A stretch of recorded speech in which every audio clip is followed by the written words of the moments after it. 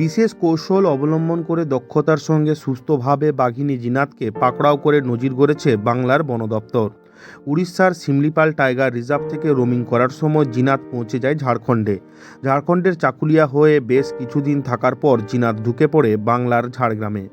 ঝাড়গ্রামের কুটুচুয়ার জঙ্গল থেকে শুরু করে কাঁকড়াঝোড়, ময়ূরঝর্ণা সহ বেলপাহাড়ির বিভিন্ন এলাকায় দুদিন কাটিয়ে জিনাত চলে যায় পুরুলিয়ায়। পুরুলিয়া থেকে জিনাত ঢুকে পড়ে বাঁকুড়ায়। ঝাড়গ্রাম জেলায় জিনাত ঢুকে পড়ার সঙ্গে সঙ্গে তৎপর হয়ে পড়েছিল বন দপ্তর। শিমলিপাল টাইগার রিজার্ভের উপর ভরসা না রেখে সুন্দরবন থেকে বাঘিনীকে পাকড়াও করার জন্য নিয়ে আসা হয়েছিল অভিজ্ঞ বনকর্মীদের।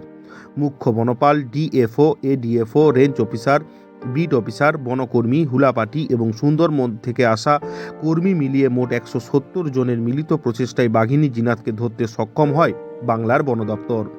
পুরো জঙ্গলটিকে নেট দিয়ে ঘেরে জঙ্গলের চারিদিকে আগুন ধরিয়ে জেসিপি গাড়ির সাহায্যে রবিবার বিকেলে আনুমানিক 4:30টার সময় বাঁকুড়ার রানীবাঁধ এলাকার সংলগ্ন জঙ্গলে জিনাতকে ঘুমপাড়ানি গুলি করে পাকড়াও করে। তারপর সেখান থেকে তাকে চিকিৎসার জন্য নিয়ে যাওয়া হয় আলিপুর চিড়িয়াখানায়। বর্তমানে জিনাতের চিকিৎসা চলছে এবং সে যথেষ্ট সুস্থ রয়েছে বলে জানিয়েছেন রাজ্যের বনমন্ত্রী বীরভা হাঁসদা।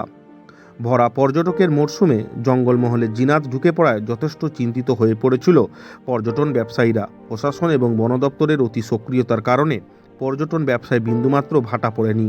জিনাতকে পাকড়াও করে পশ্চিমবঙ্গ বন দপ্তরের মোটা অঙ্কের টাকা খরচ হয়েছে।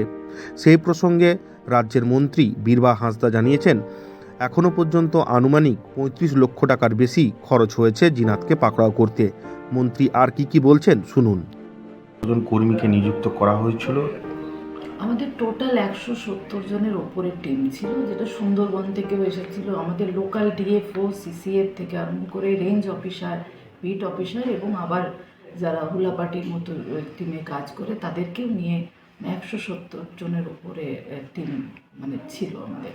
যেমন জিনাত যে 3 জেলায় পাড়ি দিয়ে শেষে বাঁকুড়ায় ধরা পড়লো, বন দপ্তরে একটা মোটা অঙ্কের টাকা খরচা হয়েছে, কত ব্যয় হল? দেখুন, এখনও আমরা গতকালই সব কিছু হয়েছে এবং সবাই খুব ক্লান্ত। আজকে সবাই রেস্ট নিচ্ছে এবং আমরাও চাইছি আগামীকাল আমরা দপ্তরে বসবো এটা নিয়ে। এবং আনুমানিক কিছু বলা যেতে পারে? 35 লাখের ওপরে, যতটা আমি করছিলাম 35 লাখের ওপরে খরচ হয়েছে। এবং যে সমস্ত পশুপ্রেমীরা রয়েছে তারা বন দপ্তরের কাজে অত্যন্ত খুশি, কারণ যেমন জিনাতও সুস্থ রয়েছে এবং কোনো মানুষের কোনো ক্ষতি হয়নি। সেই জায়গায় কি বলবেন?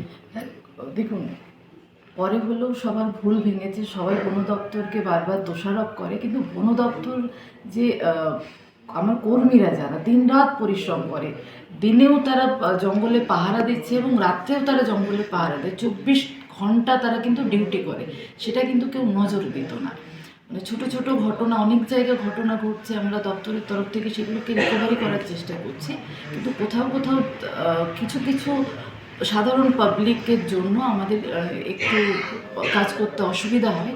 কিন্তু এবারে যেটা হয়েছে, আমরা লোকাল যে প্রশাসন ছিল তার সাথে সাথে জনসাধারণও খুব সাহায্য করেছে, না হলে আমরা এত বড় সাকসেস হতে পারতো না। এবং আবারও বলি যে বন দপ্তরের উপর একটু ভরসা রাখুন, বন দপ্তর খুব ভালো কাজ করছে এবং আমার কর্মীরা গর্ব হয় 24 ঘন্টা কিন্তু তারা ডিউটি করে। জিনাতকে সফলভাবে পাকড়াও করতে সফল হয়েছে বাংলার বন দপ্তর। খরচ হয়েছে 35 লক্ষ টাকারও বেশি। কিন্তু পুরুলিয়ায় জিনাতের হানায় বহু গ্রামবাসীর ছাগলের মৃত্যু হয়েছে। ছাগলের মালিকরা কি ক্ষতিপূরণ পাবে, সেই প্রসঙ্গে মন্ত্রী জানিয়েছেন, দপ্তরে এই প্রসঙ্গে একটি গুরুত্বপূর্ণ বৈঠক রাখা হয়েছে। যাদের ক্ষতি হয়েছে সকলকেই ক্ষতিপূরণ দেওয়া হবে। ঝাড়গ্রাম থেকে বুদ্ধদেব বেরা রিপোর্ট, লোকাল 18 বাংলা।